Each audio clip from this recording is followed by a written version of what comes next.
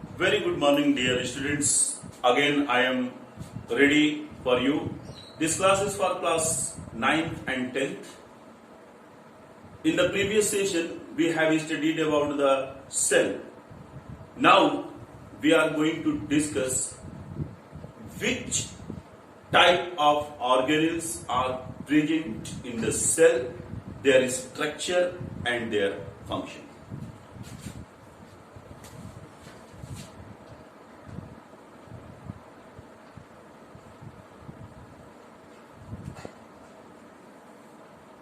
The first organelle about which I would like to discuss with you is cell wall. If this is cell, then the outermost layer of this plant cell will be called as cell wall. As you are known previously, cell wall is not present in the case of animals. It is only present in the case of plants, and it is made up of cellulose in the case of plants. While in bacteria, cell wall is also present, but it is made up of peptidoglycan and muramic acid. Cell wall is a very important layer. Its main function is to protect the cell. Secondly, it is the outermost covering of the cell. No? Therefore, in so many different unfavorable type of condition, it saves the cell. So its main nature is protective. Okay?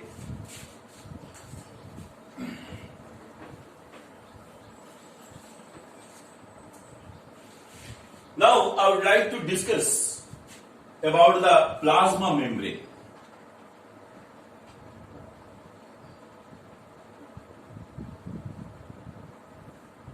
As you can see, if this is a cell, outermost layer was cell wall. So this inner, just below the cell wall, there will be plasma membrane.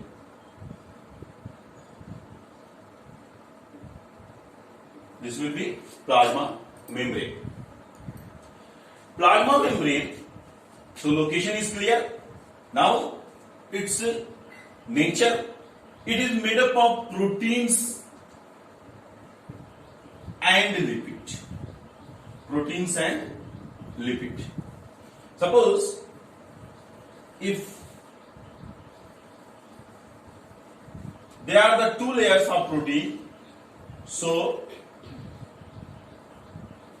lipid is present in between these upper and lower levels of protein. So this will be protein, this will be protein, and that one will be lipid. Just like a sandwich. No? Just like a sandwich. Upper two breads and the thing is filled in between the bread. Okay?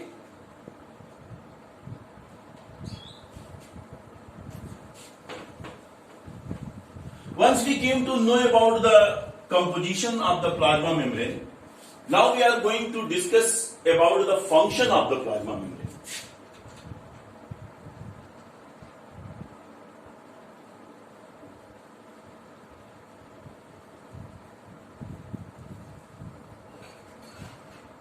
Most important thing in this plasma membrane is that this is semi-permeable.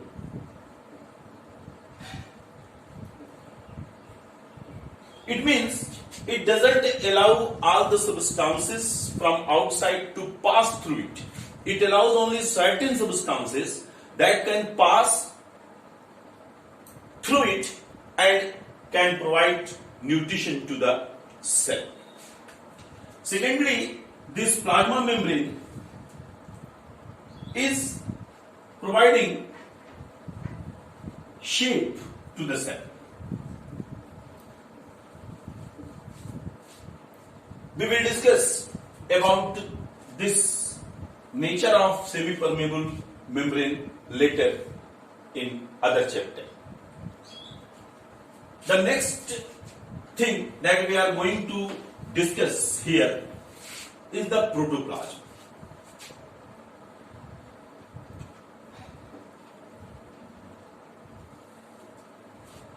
A protoplasm is semi-solid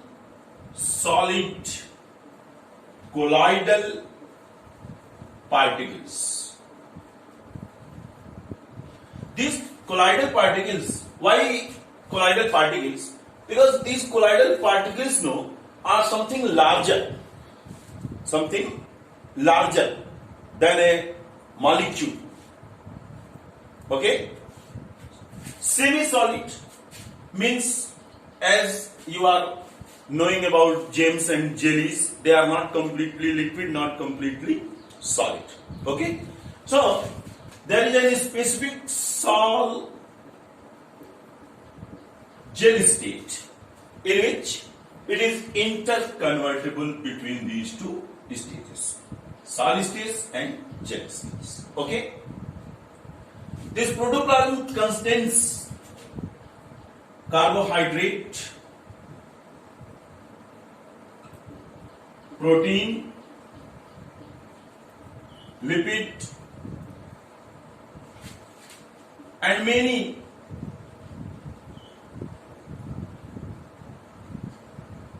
ions together with minerals.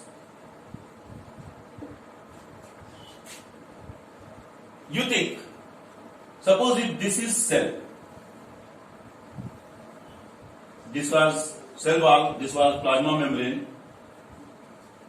inside it this semi-solid solution is present. Beta, you try to discuss, you try to think about this. All other cell organelles are there only, no? So when all these carbohydrate, protein, lipid, ions and minerals are present in this protoplasm, this is protoplasm.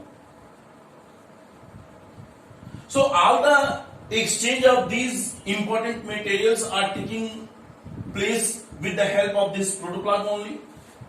Therefore, Huxley, remember the term, Huxley told physical basis of life.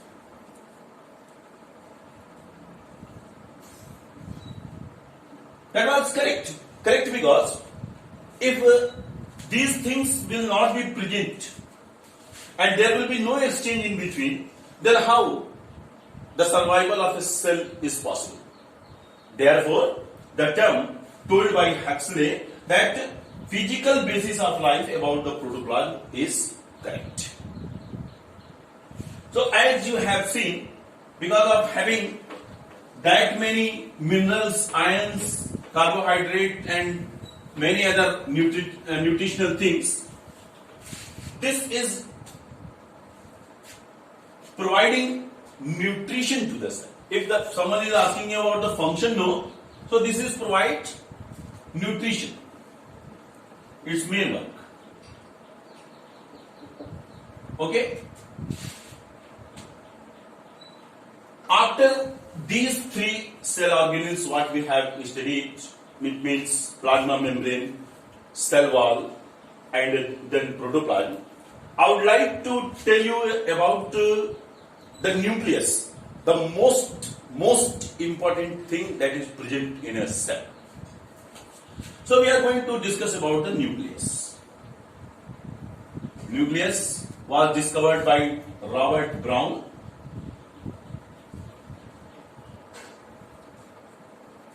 It is a spherical, sometimes it may be oval also, structure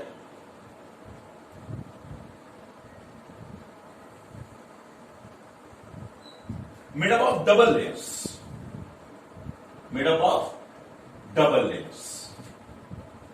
And you can see in this diagram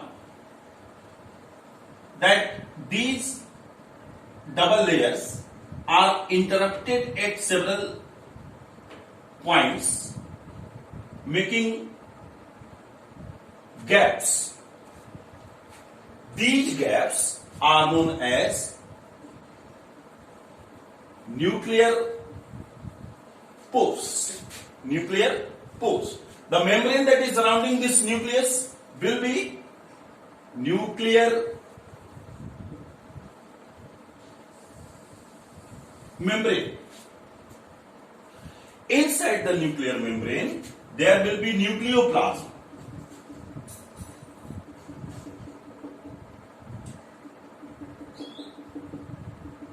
I told you previously, no, that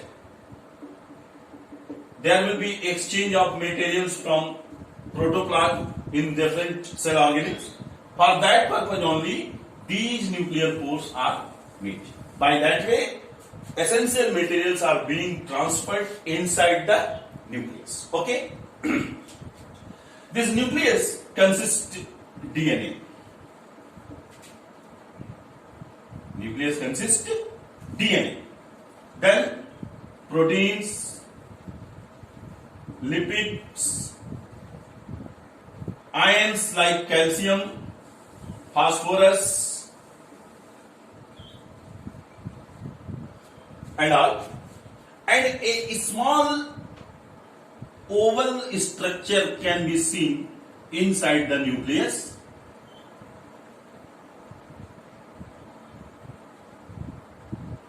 This is known as nucleolus. This is known as nucleolus. This nucleolus was discovered by Fontana. Discovered by Fontana. Okay. Now, after seeing the structure of the nucleus, we are now going to discuss about the different things, different functions of this nucleus.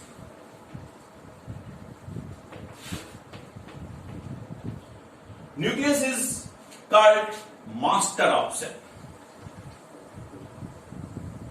or central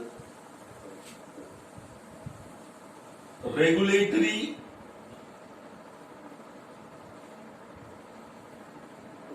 authority. Both these names are given to the nucleus because it controls all the functions of all the organelles present in a cell. That's why nucleus is known as master of cell, or you can say central regulating authority. Okay? Then we come to the functions of the nucleus. As you know, the previous function can be given as master of cell. Secondly, that DNA that is present inside this. DNA means deoxyribose nucleic acid. Deoxyribose nucleic acid. This deoxyribose nucleic acid is a hereditary material. Hereditary material means it transfers the characters from one generation to the next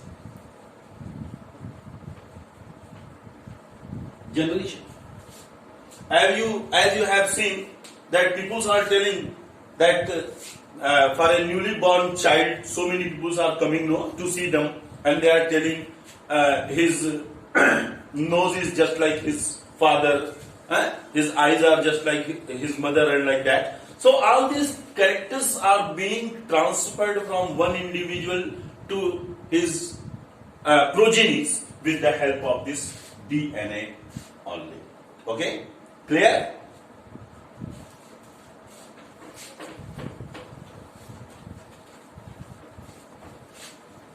Nucleolus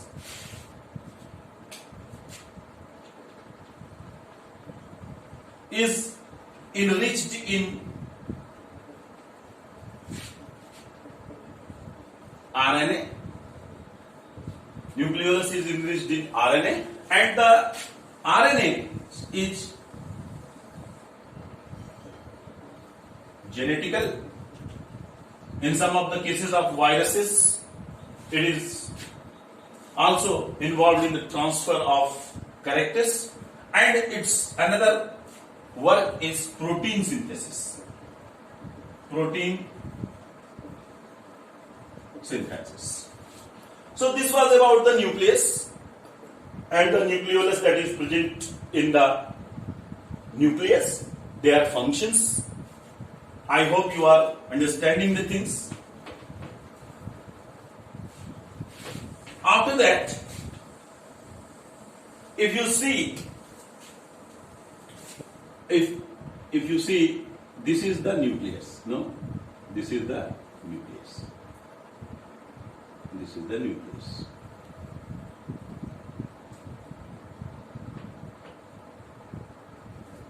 So, with this nucleus, you can see some this kind of network.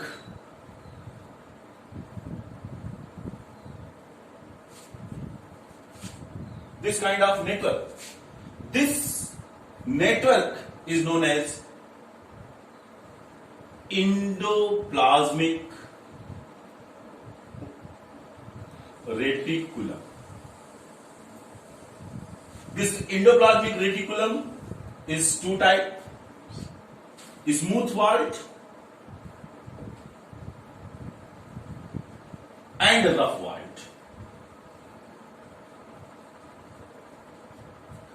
Rough walled endoplasmic reticulum is because of presence of ribosome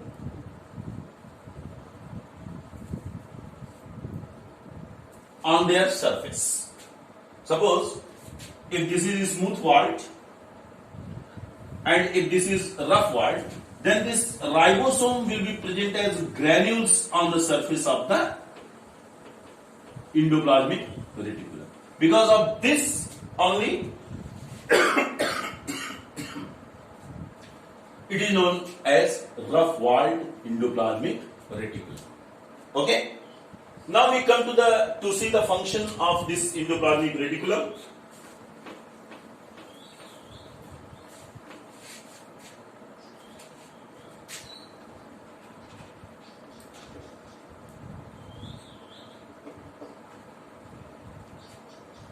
Provide framework to the cell. Secondly, ribosomes present on it are involved in the synthesis of protein.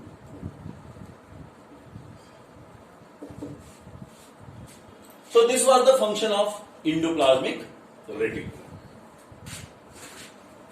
In this, now we are going to see about another cell organelle, that is mitochondria. This is known as powerhouse of the cell. Powerhouse of the cell. If you see the structure of mitochondria,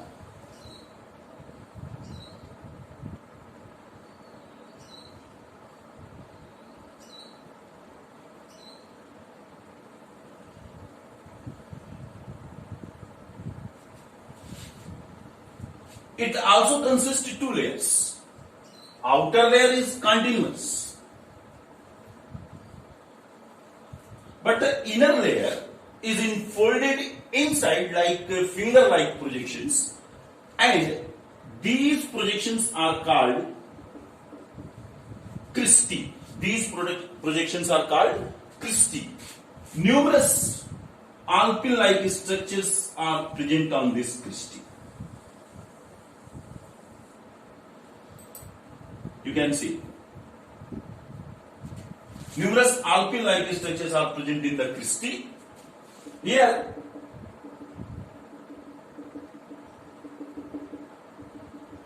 matrix, Now, these alpine-like structures are known as oxysomes, or sometimes they are called as F1 particles. This F1 particle is very important because it is directly related with the formation of ATP. ATP synthesis. I think you are known about this, the full form of this ATP, adenosine triphosphate. Adenosine triphosphate. Now, we will go through the function of this mitochondria.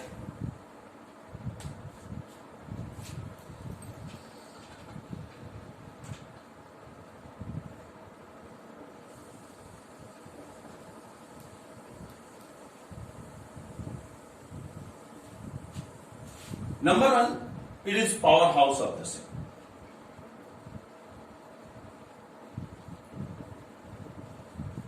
What type of power I am talking about? We need energy for all our metabolic activities. So for these metabolic activities, energy is needed, and this energy is being produced by mitochondria. Therefore, it is known as powerhouse of the cell. Secondly, produce ATP. You know, all this energy, metabolic energy, is being taken from this ATP. Therefore, this ATP is known as energy currency of the cell. Energy currency of the cell. Don't be confused about the powerhouse and energy currency. Mitochondria is powerhouse of the cell, while this ATP is energy currency of the cell. So, you can think, you can ask, why this is energy currency? Because currency is just such a type of money by which we are easily purchasing the substances. So, because energy is directly being provided by this ATP, therefore it is known as energy currency of the cell.